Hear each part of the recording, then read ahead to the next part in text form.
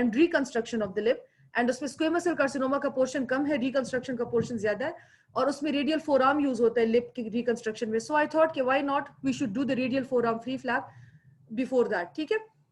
अच्छा, इसमें radial forearm जो फ्री फ्लैप है आपका, अभी हम उसकी एनाटमी पढ़ेंगे, बाकी सब चीजें पढ़ेंगे. I have tried my level best कि मैं सिंपल से सिंपल तरीके से आपको बताऊं. पेपर में अक्सर काउंटर इंडिकेशंस आ जाती हैं फ्लैप्स की ना. ठीक है. इंडिकेशंस तो आपको पता है कि कहाँ कहाँ यूज होता है. अब रेडियल फोरआर्म के कुछ स्पेसिफिक कैरेक्टरिस्टिक्स हैं. ठीक है. एक थिन टिश्यू है, थिन प्लाइबल टिश्यू है. ठीक है. आपको स्किन पैडल जो होता है, एक ठीक ठाक स्किन पैडल इसके साथ मिल जाता है, लेकिन फिर भी वो लिमिटेड होता है. बोन आप इसके साथ इतनी ज्यादा नहीं ले सकते, बिकॉज जो आपकी रेडियस बोन है, ठीक है, ये तो पता है ना रेडियल फोरआर्म हाथ पे होता है. ठीक है. इतना तो पता है ना, इतना तो है ना. ठीक है. कि radial forearm is actually it's a flap of the forearm and it's a free flap. Free flap का मतलब ये होता है, देखिए हम जब रिकंस्ट्रक्शन करते हैं तो उसमें डिफरेंट फ्लैप्स यूज करते हैं. ठीक है. जो आपका फ्री फ्लैप होता है उसका मतलब ये होता है कि आप टिश्यू उठा रहे हैं, फ्लैप उठा रहे हैं, फ्लैप के साथ आप आर्टरी और वेन को भी साथ में उठा रहे हैं, ले रहे हैं. उसके साथ अगर आपने बोन भी ले सकते हैं, मसल भी ले सकते हैं, स्किन भी ले सकते हैं, डिपेंडिंग अपॉन कि आप कहाँ से टिश्यू को उठा रहे हैं. सो आप उसको उठा के along with N artery and a when, oral cavity में आर्टरी वेन के साथ एनास्टोमोस कर देते हैं. ठीक है.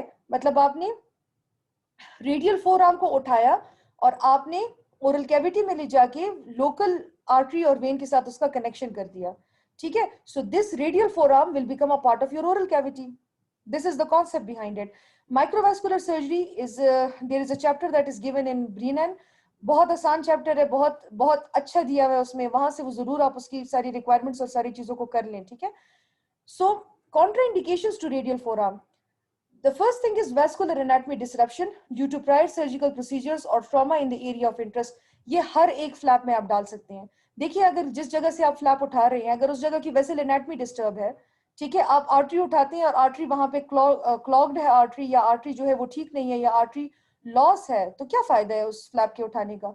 सो ट्रॉमा या previous surgical procedures in the area of your interest is always in contraindication to your taking of flap. तो ये तो एक ऐसा कॉन्ट्राइंडिकेशन है कि जो आपकी हर जगह आएगी. ठीक है. Second is anatomical variants precluding the use of a radial forearm flap. ठीक है. कभी कभार कुछ एनाटॉमिकल वेरिएंट्स होती हैं. इस तरह है कि आपका जो हाथ है, ठीक है, ये मैं आपको पिक्चर के साथ शो कर देती हूँ तो आपको इसमें ज्यादा सही समझ आ जाएगी. देखिए, ये रेडियल आर्टरी है. ठीक है. और ये अल्नर आर्टरी है. Radius is towards the thumb, radial artery is towards the thumb and ulnar artery is towards the little finger. ठीक है. सो रेडियल आर्टरी आगे जाती है and it supplies the deep Palmer arch. ये deep Palmer arch है. ठीक है. So radial artery इसको सप्लाई करती है, और जो अल्नर आर्टरी होती है वो सुपरफिशियल पाल्मर आर्च को सप्लाई करती है. लेकिन ये जो दोनों आर्चेस होती हैं ये आपस में एनास्टोमोस करती हैं. मतलब रेडियल आर्टरी एनास्टोमोस कर रही है अल्नर के साथ, और अल्नर एनास्टोमोस कर रही है रेडियल के साथ. फायदा इस एनास्टोमोसिस का क्या है? एनीवन, क्या फायदा होगा इस एनास्टोमोसिस का? What is the use of this anastomosis between radial artery and ulnar artery या superficial and deep palmar arches? Anyone? जी. अगर एक आर्टरी ब्लॉक हो जाए तो दूसरी विल बी फंक्शनल. एक्सीलेंट. या अगर आप एक आर्टरी को उठाएं फॉर फ्लैप तो दूसरी आपकी blood supply to the hand disturb नहीं होगी. समझ आ गई बात की? मतलब आप रेडियल आर्टरी तो उठा रहे हैं यहाँ से, आप पूरी की पूरी रेडियल आर्टरी निकाल रहे हैं बिकॉज ऑफ योर रिकंस्ट्रक्शन, लेकिन इसके बावजूद इस हाथ, this hand will receive it's vascular supply. ठीक है. इसकी वैस्कुलर सप्लाई में कोई मसला नहीं आएगा because it is being supplied by the ulnar artery from the superficial palmar arch and they both are anastomosing over there. Is this point clear to everyone? ठीक है. सो अगर कोई ऐसी चीज होती है कि जिसकी वजह से ये एनाटमी प्रिक्लूडेड है, मतलब इस यहाँ पे एनास्टोमोसिस नहीं है, वी डू अ टेस्ट. कौन बताएगा मुझे उस टेस्ट का नाम? Radial forearm free flap. उससे पहले हम कौन सा टेस्ट करते हैं? एलेंस टेस्ट. एक्सीलेंट. एलेंस कैसे करते हैं? अच्छा, एग्जामिनर्स कराते हैं वाइवा में. ठीक है. तो काइंडली ये भी आपको पता होना चाहिए कि एलेंस टेस्ट कैसे करते हैं.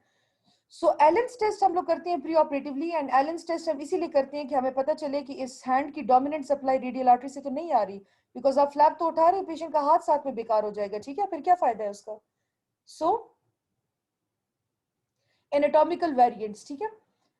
Hereditary or acquired coagulopathies which may lead to flap loss is another contraindication. Inability of the patient to medically tolerate anesthesia and a prolonged surgical procedure. So इसमें कुछ ये जो contraindications है ना, ये आप हर जगह डाल सकते हैं, ठीक है? ये कोई ऐसी कोई खास ऐसी contraindication नहीं है. एक पेपर में आया था शायद pectoralis major की contraindications आई थी कि I don't know कौन से flap की आई थी, लोग बहुत परेशान हो रहे थे. तो किसी भी चीज पे परेशान मत हुआ करें, सोचा करें हमेशा, ठीक है? तो ये जो contraindications है, you can add them anywhere, ठीक है?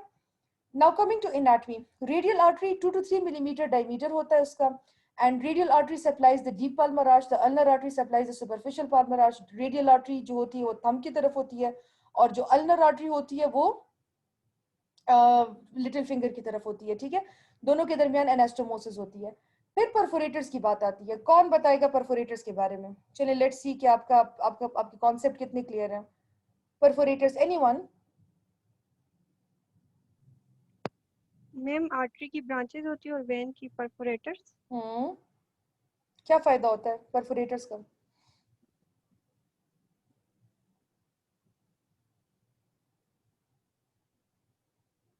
राइट. एक तो आपकी मेन आर्टरी है ना, और वही मेन आर्टरी फिर कुछ छोटी छोटी ब्रांचेस दे रही है जिनको हम परफोरेटर्स कहते हैं. स्किन, सबक्यूटेनियस टिश्यू, मसल और बोन में. इससे इसका फायदा ये होता है ना कि अगर आप परफोरेटर्स जितना मैक्सिमम बचाते हैं उतना ही ज्यादा आपकी फ्लैप की वाइबिलिटी रहती है, क्योंकि आपके परफोरेटर्स सर्वाइव करते हैं, ठीक है? तो आपकी आप फिर बड़ा पैडल उठा सकते हैं स्किन का भी, और आप फिर ज्यादा बोन भी उठा सकते हैं, ठीक है? Venous drainage of the flap is from the deep radial veins and the superficial system. दोनों ले सकते हैं हम, deep radial vein भी ले सकते हैं anastomosis के लिए, superficial system भी ले सकते हैं. And the diameter is 1 to 4 millimeter. It has got a long vascular pedicle. Pedicle जो vessel का pedicle है वो काफी लंबा है, ठीक है? So this is the radial artery, ठीक है? और इसके साथ median nerve है, ठीक है? और ये है आपकी अल्नर आर्टरी. जैसे मैंने बताया सुपरफिशियल और डीप पाल्मर आर्चेस को सप्लाई करती हैं, एंड वो जो है आपका दोनों आपस में एनास्टोमोस कर रही हैं, ठीक है? अच्छा, where is the radial artery? कौन सी दो मसल्स के दरमियान होती है? एनीवन? कौन बताएगा? मैम ब्रेकियोरेडियलिस या palmaris longus. Are you sure it's palmaris longus? अच्छा चलिए देखते हैं कि कहाँ कहाँ है, ठीक है? अच्छा, अब आते हैं हम लोग लैंडमार्क्स की तरफ, ठीक है? Landmarks are very important flaps में. जब भी आप फ्लैप उठाते हैं तो लैंडमार्क आपका बहुत जरूरी होता है.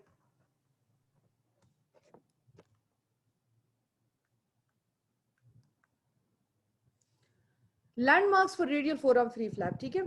एक इसमें आ जाता है आपका प्रॉक्सिमल रिस्ट क्रीज. अगर आप अपने रिस्ट को देखें, सब अपनी अपनी रिस्ट को देखें, तो ये क्रीजेस बन रही है ना, ठीक है? तो ये क्रीज जो है ये आपका एक लैंडमार्क है, ठीक है? ये आपका प्रॉक्सिमल लैंडमार्क है. और जो डिस्टल लैंडमार्क है वो एंटीक्यूबिटल फॉसा है. सब अपने अपने हाथों पे देखें, ठीक है? रिस्ट क्रीज, एंटीक्यूबिटल फॉसा, फिर सुपरफिशियल वेन्स जो सेफेलिक वेन्स हैं वो हैं, ठीक है? फिर एक लैंडमार्क है आपका फ्लेक्सर कार्पाई रेडियालिस टेंडन. ये टेंडन आप फील कर सकते हैं, ठीक है? Flexor carpi radialis tendon, brachioradialis muscle, ठीक है? Flexor carpi ulnaris and palmaris longus tendon when present. Palmaris longus is very important tendon because it has got implication in reconstruction. Who will tell me what is the implication of palmaris longus tendon? कहाँ हम लोग use करते हैं palmaris longus को? Lip sling के लिए use करते हैं. लिप स्लिंग के लिए. Very good. लिप स्लिंग के लिए हम यूज करते हैं. We can stitch the palmaris longus. It's a tendon ना, stretchable है, ठीक है? तो इसको हम जब स्टिच कर देते हैं ओरल कॉम्पिटेंस लेके आता है ये, ठीक है? So it's very useful for lip reconstruction. अच्छा, so these are the landmarks, ठीक है? लेट मी जस्ट सी इसमें, ठीक है? चलिए इस पे आते हैं, इस पिक्चर पे. प्री ऑपरेटिवली आपने क्या क्या देखना है? हिस्ट्री ऑफ रिस्ट सर्जरी और trauma needs to be ascertain. जैसे मैंने पहले बात की कि आप फ्लैप उठा भी सकते हैं कि नहीं.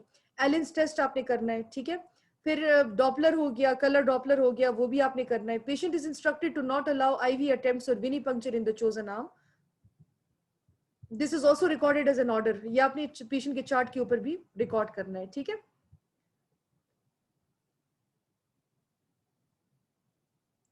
अब हम लोग मार्किंग्स कैसे करते हैं, ठीक है? मार्किंग्स का ये है कि आपका जो distal margin, like I already said, wrist crease से 2 to 3 सेंटीमीटर प्रॉक्सिमल आपका एक मार्जिन है, ठीक है? और अल्नर साइड पे जो आपका अल्नर मार्जिन है it is the flexor कार्पाई अल्नारिस and the radial margin, मतलब छोटी उंगली की तरफ जो आपका मार्जिन है वो फ्लेक्सर कार्पाई अल्नारिस है, और जो थंब की तरफ जो आपका मार्जिन है वो रेडियल मार्जिन है, और वो फ्लेक्सर कार्पाई रेडियलिस है, ठीक है। फिर सर्जिकल प्रिपरेशन एंड ड्रेपिंग की आपने, फिर टॉर्निके, आपने स्टीराइल टॉर्निके उठाया और टॉर्निके को इन्फ्लेट किया हमने 250 मिलीमीटर ऑफ मर्करी। ये हर जो फ्लैप होता है ना उसके लिए अपना प्रेशर होता है, ठीक है। रेडियल फोरआर्म के लिए 250 मिलीमीटर मर्करी है, ठीक है। अच्छा, सो दिस इज बेसिकली आपका रेडियल आर्टरी, ठीक है। Radial artery is between the flexor carpi radialis, ठीक है। इसके दरमियान ये एक मसल इसकी एक साइड पे यहाँ पे आते, भी आगे जाके मैं आपको इसके और भी लैंडमार्क्स बताती हूँ, ठीक है।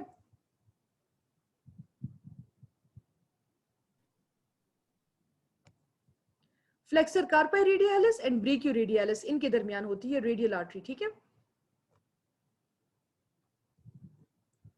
डाइसेक्शन हमने स्टार्ट की, ठीक है। हमने रिस्ट से डाइसेक्शन को स्टार्ट किया, स्किन को, सबक्यूटेनियस टिश्यू को इंसाइज किया, और उसके बाद हमने डाइसेक्शन को कैरी डाउन किया flexor tendons of the forearm. Tendons होते हैं ना, तो टेंडन्स तक हमने डाइसेक्शन की, ठीक है। अब फेशिया तक हम पहुंचे, और फेशिया के नीचे आपको रेडियल आर्टरी मिलेगी, ठीक है। सो बेसिकली क्या किया, स्किन को इंसाइज किया, सबक्यूटेनियस टिश्यू को इंसाइज किया, फिर उसके बाद हम टेंडन्स तक पहुंचे, ठीक है। प्रीवियस कौन सी स्लाइड, दिस वन और दिस वन?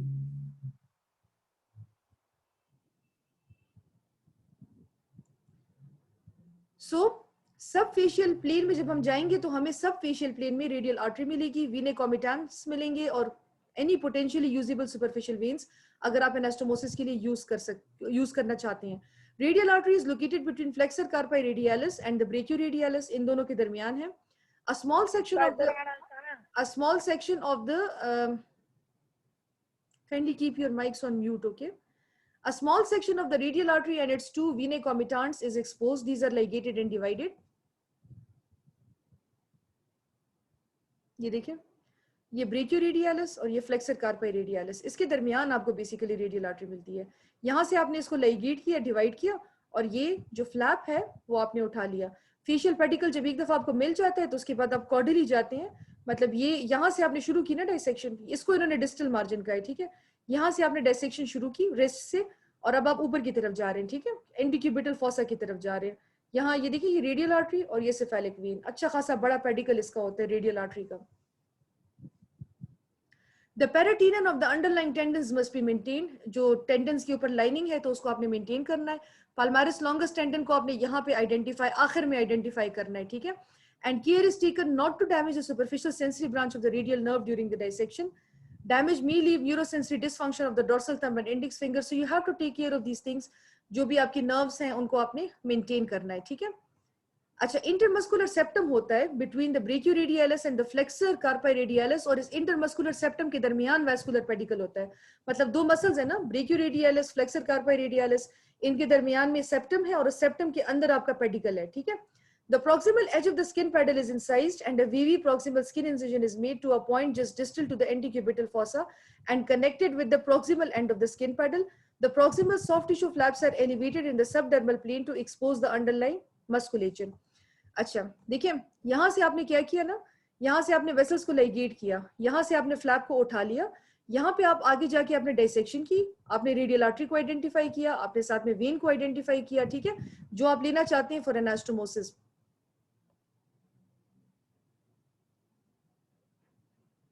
आपने रेडियल आर्टरी को आइडेंटिफाई किया, आपने वेन को आइडेंटिफाई किया जो कि आप यूज करना चाहते हैं for anastomosis, and then what you did was कि आपने इस वेसल को, के पेडिकल को इस टिश्यू के साथ जो आप यहां से उठा रहे थे कनेक्ट कर दिया। ये देखिए ना, इस तरह से आपने इसके साथ कनेक्ट कर दिया, ठीक है। So this is your whole procedure of taking the radial forearm flap.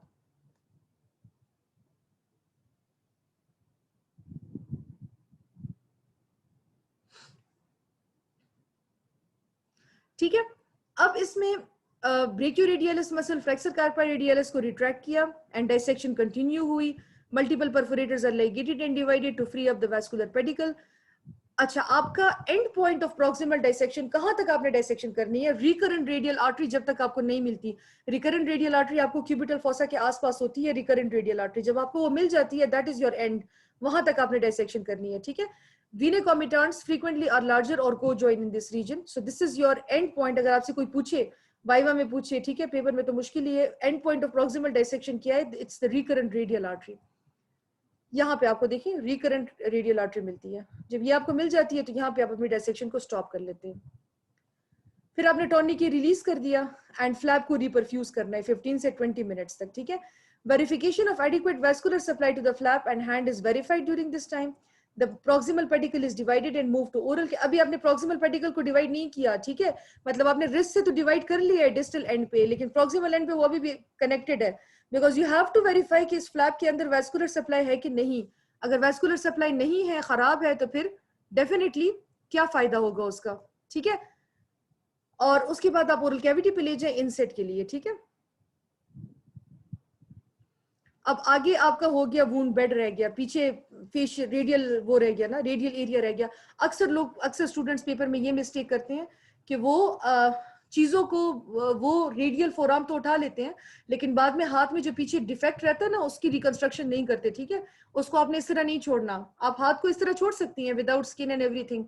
तो वूंड बेड को आपने क्लोज किया, सक्शन ड्रेन को प्लेस किया, डिफेक्ट को रिकंस्ट्रक्ट किया विद अ फुल थिकनेस और स्प्लिट थिकनेस स्किन ग्राफ्ट. और इसमें अगर आपने बोन उठाई है तब आपने बोन प्लेटिंग भी करनी है, वो फिर मैं आपको आगे बताऊंगी, ठीक है. So wrist and finger position को सिक्योर किया एंड फिंगर्स को आपने चेक करना है for capillary refill and the wrist should be in a functional position, because if there is poor capillary refill it indicates a vascular compromise. Suction drain आपने तब तक छोड़नी है जब तक, ये एक जनरल वो है रूल है, ठीक है, जब 25 ml output less than 25 ml हो over 24 hours you remove the suction drain, ठीक है.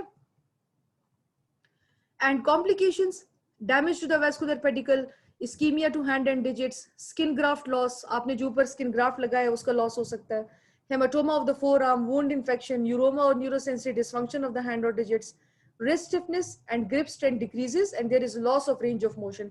और अगर आपने bone भी साथ में ली है तो फिर तो उसके और complications हैं, ठीक है.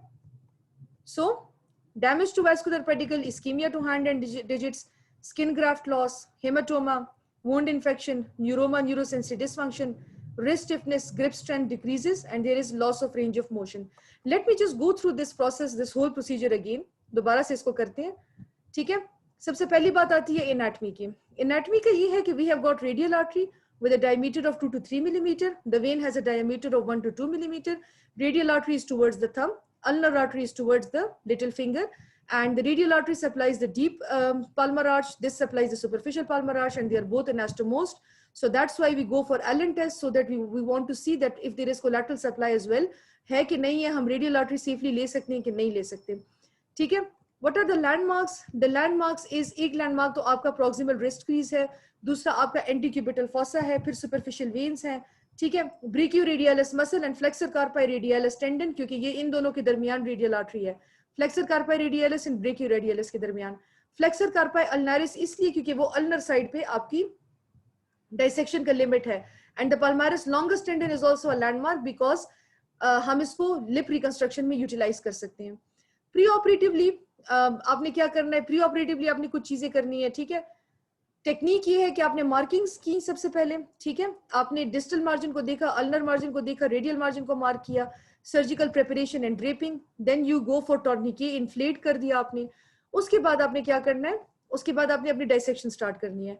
आपने स्किन इंसिजन दिया, ठीक है. पैडल आपने पहले से जी नहमीद, cuff pressure would be 250 millimetre mercury, tourniquet आपने इतने प्रेशर तक इन्फ्लेट करना है. उसके बाद आपने इंसिजन दिया. इंसिजन मार्किंग आपने पहले से की होगी ना, जितना पेडिकल आपको चाहिए होता है वो उतना पेडिकल आप मार्क कर देते हैं, ठीक है. डाइसेक्शन आपने क्या किया? आपने डिस्टल एंड से रिस्ट की तरफ से डाइसेक्शन को शुरू किया. सबसे पहले स्किन को इंसाइज किया, सबक्यूटेनियस टिश्यू को इंसाइज किया, फिर आप गए डाइसेक्शन को आपने कैरी डाउन किया to the flexor tendons of the forearm आपको मिले, ठीक है. और उसके बाद आप फेशिया है, फेशिया के नीचे आपने जब डाइसेक्शन प्रोसीड की तो आपको रेडियल आर्टरी आइडेंटिफाई हो जाएगी, ठीक है. रेडियल आर्टरी आपने रिस्ट की तरफ तो आइडेंटिफाई कर ली, it is between the flexor carpi radialis and the brachioradialis. वहां पे आपने क्या किया कि लाइगेट और डिवाइड कर दिया, ठीक है. उसके बाद हमने क्या किया? उसके बाद हम अब आगे जाएंगे, ठीक है. यहां से आपने उठा लिया फ्लैप, अब आप आगे डाइसेक्शन करेंगे. आगे डाइसेक्शन में ये है कि टेंडन्स के ऊपर पेराटीनियंस को आपने डिस्टर्ब नहीं करना, पल्मारिस लॉन्गस को आपने आइडेंटिफाई करना है, and you have to take care of the radial nerve, ठीक है, ड्यूरिंग डाइसेक्शन. इंट्रामस्कुलर सेप्टम जो कि सेपरेट कर रहे हैं ब्रेकियोरेडियालिस को और फ्लेक्सर कार्पाई रेडियालिस को, उसको आपने सेपरेट किया and the intermuscular septum it contains the vascular pedicle. तो प्रॉक्सिमल एज को उसके बाद फिर आपने डिस्टल एज की तरफ तो आप डाइसेक्शन कर रहे थे, अब आप प्रॉक्सिमल एज को भी इंसाइज कर देते हैं। और